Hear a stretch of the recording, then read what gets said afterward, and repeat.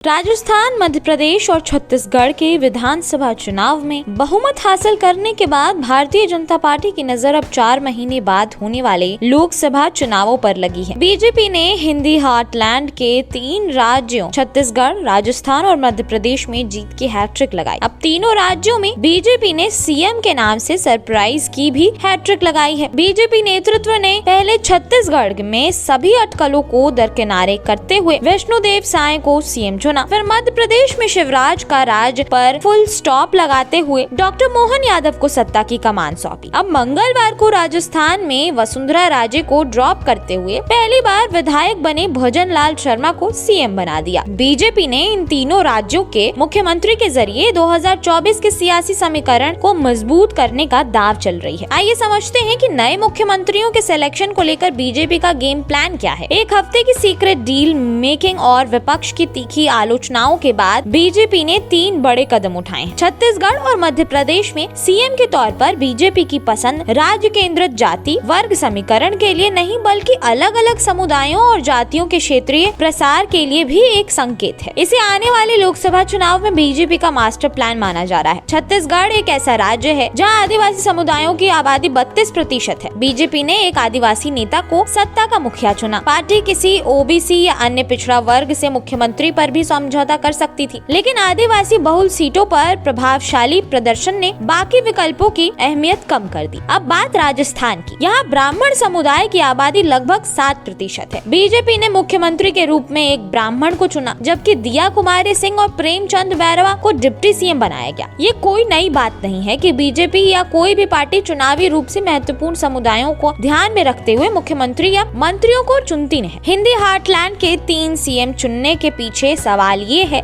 कि क्या ये बीजेपी का कोई नया प्लान है। तीनों राज्यों के मुखिया के तौर पर बीजेपी की पसंद समुदायों और जातियों के क्षेत्रीय प्रसार का भी संकेत है। मोदी शाह ने तीनों राज्यों में ऐसे मुख्यमंत्री बनाए जो यस सर कहने वाले हों। तीनों ही चेहरे कद्दावर नहीं है। ऊपर से जैसा आदेश आएगा ये उसकी पालना करेंगे। इसका साफ संकेत है कि राज्यों में भी मोदी अपने तरीकों से सत्ता चलाएंगे। वो ही पावर सेंटर बन गए हैं। जातीय राजनीति पर फोकस भाजपा अब तक धर्म की सियासत करती आई। हिंदुत्व के एजेंडे पर चलने वाली पार्टी अब जाति आधारित पॉलिटिक्स पर जोर देगी। तीनों राज्यों में डिप्टी सीएम भी बनाए गए हैं। प्रदेश के 3 प्रमुख पदों के जरिए भाजपा ने कई जातियों को अपने पक्ष में लामबंद करने की कोशिश की है। दरअसल तीनों राज्यों में भाजपा ने ऐसे चेहरों को सत्ता की बागडोर सौंपी है जो लोकप्रिय नहीं है, जबकि तीनों राज्यों में कांग्रेस के पास लोकप्रिय चेहरे हैं जिन्हें कांग्रेस आलाकमान प्रदेश की राजनीति से दूर नहीं करने वाला है। राजस्थान में कांग्रेस के पास पूर्व सीएम अशोक गहलोत, सचिन पायलट और गोविंद सिंह डोटासरा जैसे चर्चित चेहरे हैं। छत्तीसगढ़ में पूर्व सीएम भूपेश बघेल और टीएस सिंह जैसे चेहरे कांग्रेस के पास हैं। मध्य प्रदेश में कांग्रेस के पास कमलनाथ और दिग्विजय सिंह जैसे शपथ हैं। ये सभी अपने अपने प्रदेश में लोकप्रिय हैं। नए सीएम ने इन सबसे राजनीति में काफी छोटे कद के हैं। वैसे बीजेपी के इस मास्टर प्लान पर आपका क्या कहना है, हमें कमेंट सेक्शन में जरूर बताइए। और वीडियो पसंद आई हो तो हमारे चैनल को सब्सक्राइब करना ना भूलें।